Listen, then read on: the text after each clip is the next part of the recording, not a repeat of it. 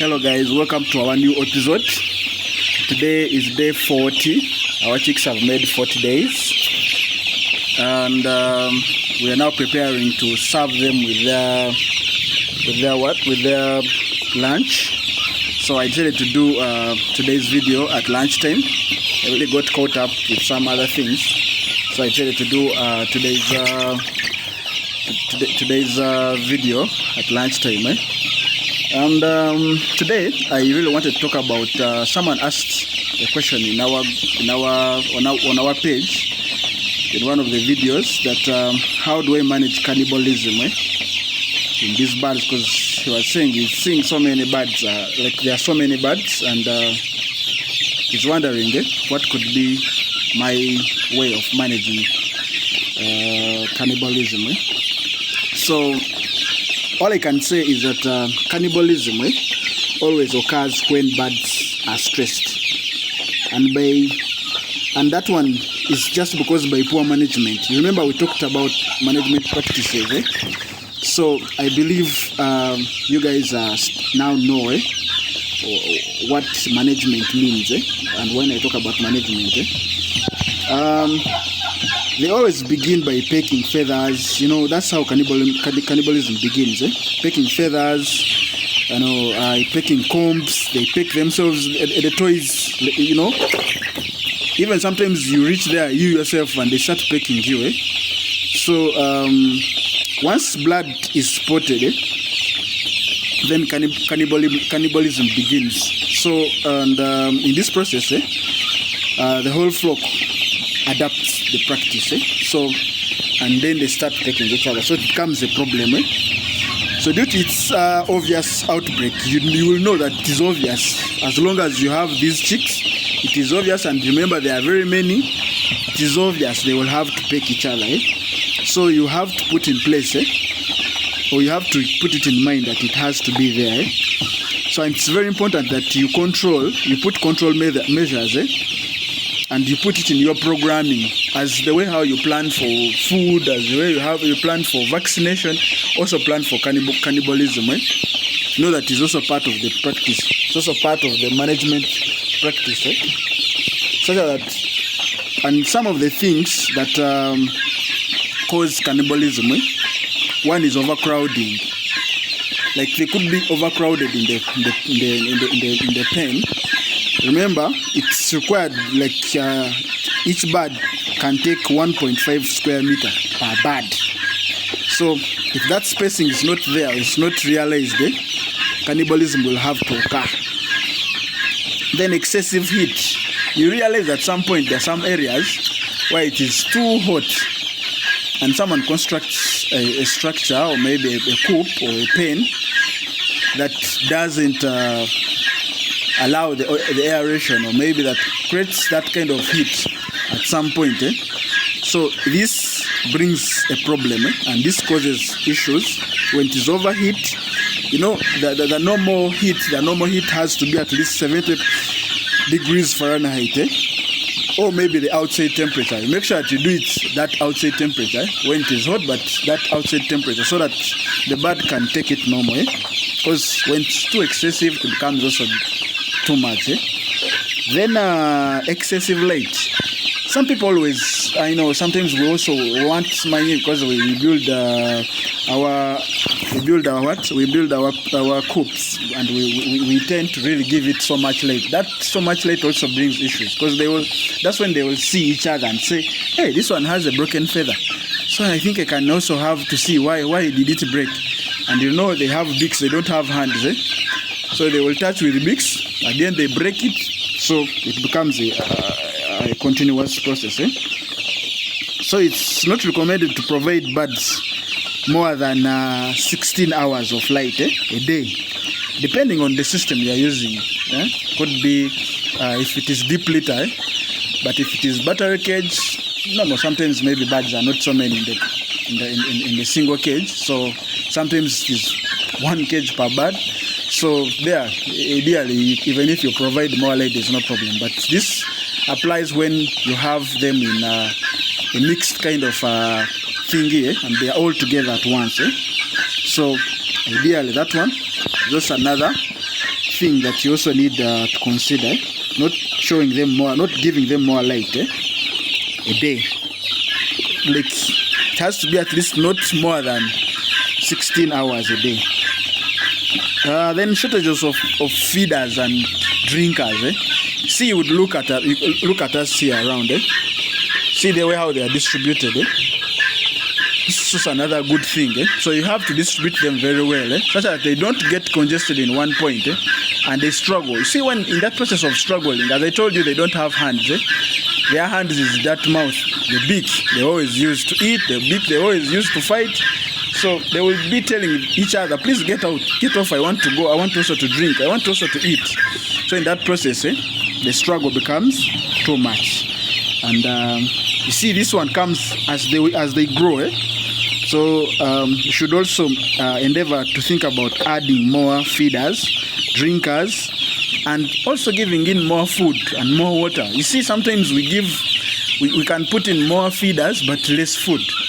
So this is also another big problem. Once you do that, at the end, you realize that you will not get out what you want. So it's really, really important that you also think about putting in more food as you've added more feeders and drinkers and also water as well, respectively. So also the other problem that also brings about cannibalism is unbalanced diet. You see, sometimes yesterday I was talking about giving them anything you get and they will eat. That doesn't mean that you just give them aimlessly. No. You see, you have to balance their food so that they get all the nutrients. Sometimes they lack some nutrients and they think in pecking each other they will get those nutrients. So they devise means of getting their own nutrients once you don't give them. So make sure that you give them all the balanced diet they need to have, so that they don't require to have some nutrients that are missing in them. Then also shortage of nesting box for those who have reached a level of laying. So once you reach that time of laying, make sure that you have enough nesting box. Well, they will reach a time, like for example, in the morning hours, sometimes they always want to